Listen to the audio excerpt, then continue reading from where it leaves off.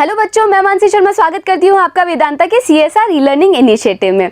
बच्चों, हमारी जो कहानी है भोली, उसमें बहुत सारे बदलाव आ चुके हैं अब तक भोली के जीवन में। यही सब चल रहा है ना, हमने सब कुछ जाना। आपने पहले के वीडियोस भी ध्यान से देखे होंगे कि पहले कहाँ भोली बोल भी नहीं पाती थी, फिर जब वो बोलने लगी तो हकलाने लगी, फिर धीरे धीरे उसने स्कूल जाना शुरू किया, पढ़ाई लिखाई शुरू की, और अब भोली इतनी बड़ी हो चुकी है कि अब उसकी शादी की बात चल रही है। लेकिन जिस व्यक्ति से उसके शादी की बात चल रही है ना बच्चों, वो उसकी उम्र से बहुत बड़ा है, पर माता पिता को फिर भी वो रिश्ता पसंद है। चलो अब शुरू करते हैं कि कहानी में आगे क्या हुआ। Bhishambarnath was a well to do grocer. जो भिशंबरनाथ था, यानी कि जो भोली का होने वाला पति था, वो क्या करता था? वो एक ग्रोसर था। ग्रोसर मतलब वो एक पंसारी था। He came with a big party of friends and relations with him for the wedding. और शादी के लिए वो किसके साथ में आया था? एक बहुत बड़े जुलूस के साथ में आया था। और उस जुलूस में कौन कौन थे बच्चों? उस बारात में कौन कौन थे? उसके दोस्त थे, उसके सारे रिश्तेदार थे। इतने सारे लोगों के साथ वो शादी करने के लिए आया था भोली के साथ। A brass band playing a popular tune from an Indian film headed the procession. Procession होता है बारात। जो बारात चलती है उसको हम क्या बोलते हैं बच्चों? प्रोसेशन। तो उस बारात की अगुवाई कौन कर रहा था? एक बैंड। और वो बैंड क्या कर रहा था? एक बहुत ही ज़्यादा फेमस, एक बहुत ही ज़्यादा पॉपुलर हिंदी गाने की धुन बजा रहा था। With the bridegroom riding a decorated house. और जो दूल्हा है, याद करो, ग्रूम, जो दूल्हा है वो कहाँ पे बैठा हुआ था? एक सजे धजे घोड़े पर। डेकोरेटेड हॉर्स, एक सजा धजा घोड़ा। Ramlal was overjoyed to see such pomp and splendour. तो बच्चों, पॉम्प और स्प्लेंडर का मतलब क्या होता है? देखो, पॉम्प होता है ठाट बाट और स्प्लेंडर होती है धूमधाम। तो ये जो रामलाल था, भोली के जो पिता थे, वो इस ठाट बाट और धूमधाम को देखकर क्या हो रहे थे? खुशी से फूले नहीं समा रहे थे। ओवरजॉयड होना मतलब वो अत्यधिक खुश थे। He had never dreamt that his fourth daughter would have such a grand wedding. उन्होंने कभी नहीं सोचा था कि उनकी जो चौथी बेटी है उसकी इतनी शानदार शादी होगी।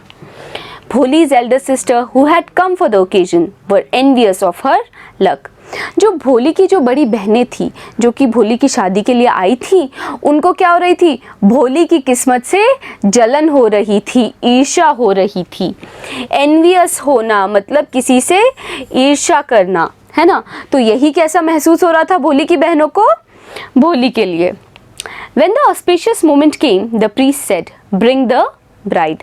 जब शुभ मुहूर्त आया, ऑस्पिशियस मोमेंट, इसका मतलब क्या होता है? शुभ मुहूर्त। जब शुभ मुहूर्त आया तो पंडित जी बोले कि दुल्हन को लेके आओ। भोली, clad in a red silken bridal dress, was led to the bride's place near the sacred fire. तो भोली को, जिसने लाल रंग की दुल्हन की पोशाक पहनी हुई थी, रेड सिल्कन ब्राइडल ड्रेस, एक लाल रंग की सिल्क की, रेशम की जो पोशाक होती है दुल्हन की, उसने वो पहनी हुई थी और उसको उसकी जगह पर लेके आया गया। और कहाँ थी वो जगह? उस हवन की अग्नि के आगे। Garland the bride, one of his friends prompted भिशंबरनाथ। तो भिशंबरनाथ जो भोली का होने वाला पति है ना, उसको उसके दोस्तों ने उकसाया, प्रॉम्प्ट किया। प्रॉम्प्ट करना मतलब उकसाना। और उकसाते हुए क्या बोले? कि दुल्हन के गले में वरमाला डालो। The bridegroom lifted the garland of yellow marigolds. तो वो जो वरमाला थी वो किससे बनी हुई थी?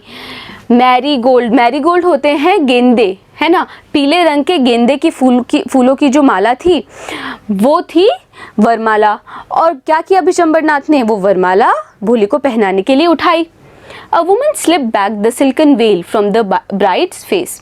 और एक औरत ने भोली के चेहरे से उसका घूंघट थोड़ा सा हटा दिया। भिशंबर took a quick glance. और भिशंबर ने क्या किया? क्या देखा उसने? एक झट से नजर डाली। किस पे? भोली के चेहरे पर। ग्लांस करना, क्विक ग्लांस मतलब एक झट से नजर डाली। The garland remained poised in his hand. और वो जो वरमाला थी वो वहीं पर हाथों में ही रुक गई बच्चों। उसने भिशंबर नाथ ने भोली के गले में वो डाली ही नहीं। पॉइज्ड होना, पॉइज्ड मतलब ठहर जाना, वो वहीं रुक गई। The bride slowly pulled down the veil over her face. भोली ने या ब्राइड ने, दुल्हन ने, वो जो उसका घूंघट था ना वो धीरे से वापस नीचे सरका लिया। Have you seen her? said भिशंबर to the friend next to him. She has pock marks on her face. तो भिशंबर ने अपने दोस्त से क्या बोला, क्या तुमने उसको देखा है? उसके चेहरे पर तो चेचक के निशान हैं। So what? You are not young either. तो उसके दोस्त ने क्या समझाया, तो क्या हो गया, तुम भी तो जवान नहीं हो। Maybe, but if I am to marry her, her father must give me 5,000 rupees. लेकिन भिशंबर नाथ ने क्या बोला कि हाँ बात सही है, लेकिन अगर वो भोली के पिता चाहते हैं कि मैं भोली से शादी करूँ तो उन्हें मेरे को 5,000 रुपये देने होंगे। Ramlal went and placed his turban, his honor, at Bishambar's feet. Do not humiliate me so. टेक 2,000 रुपीज़। रामलाल ने क्या किया, भोली के पिता ने उनकी जो पगड़ी थी, है ना, जो टर्बन यानी कि जो पगड़ी थी, जो कि किस चीज़ को प्रेजेंट करती है बच्चों, उनकी इज्जत को, उनके सम्मान को, ऑनर को, वो जाके भिशंबर के पैरों पे रख दी और क्या बोले कि इस तरीके से प्लीज़ आप मुझे अपमानित ना करें, ह्यूमिलेट ना करें, अपमानित ना करें, ये 2,000 रुपये आप रख लें। नो 5,000 और we go back, keep your daughter. लेकिन भिशंबर नाथ तो अभी भी अड़ा हुआ था। वो क्या बोला, नहीं, पूरे 5,000, या तो 5,000 दो वरना अपनी बेटी को यहीं रख लो, हम चले जाएंगे। Be a little considerate please. If you go back, I can never show my face in the village. आप थोड़ा सा तो हमारा ध्यान रखें। अगर आप इस तरीके से चले गए तो फिर मैं गांव में किसी को भी अपना चेहरा नहीं दिखा पाऊंगा। Then out with 5,000. तो भिशंबर नाथ बोले तो फिर 5,000 रुपये निकालो। Tears streaming down his face, Ramlal went in, opened the safe and counted out the notes. तो रामलाल जो थे भोली के पिता, उनके चेहरे से क्या हुए, आंसू बहने लगे। स्ट्रीमिंग डाउन मतलब बहने लगे, है ना, आंसू बहने लगे और वो अंदर गए। उन्होंने तिजोरी से 5,000 रुपये निकाले। ही placed the bundle at the bride rooms feet, और उन्होंने वो जो गड्डी थी, वो जो बंडल था, नोटों की जो गड्डी थी ना, वो दूल्हे के पैरों पे यानी कि भिशंबर नाथ के पैरों पर रख दी। तो भाई अब क्या हो गया है बच्चों, भिशंबर नाथ ने तो पहले तो वो दहेज नहीं मांग रहा था, लेकिन भोली का चेहरा देखने के बाद जिस पे चेचक के निशान है, उसने क्या सोचा कि अब तो मुझे दहेज मिलना ही चाहिए। और दहेज कितना मांगा उसने, 5,000 रुपये। पर क्या कर सकते हैं, रामलाल ने वो 5,000 रुपये लाके रख दिए। अब आगे क्या होगा बच्चों, ये जानने के लिए क्या करेंगे, हम इस वीडियो का अगला भाग देखेंगे। तो बने रहिएगा आप लोग मेरे साथ, मिलते हैं अगले वीडियो में।